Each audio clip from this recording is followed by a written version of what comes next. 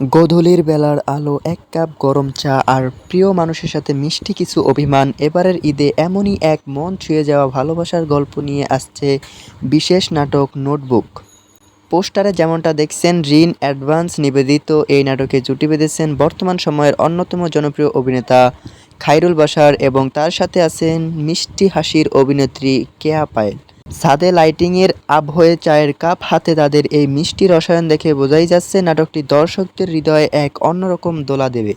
সিনেমাওয়ালার ব্যানারে এই চমৎকার ঈদ স্পেশাল ড্রামাটি পরিচালনা করেছেন সাজ্জাদ হোসেন বাপ্পি।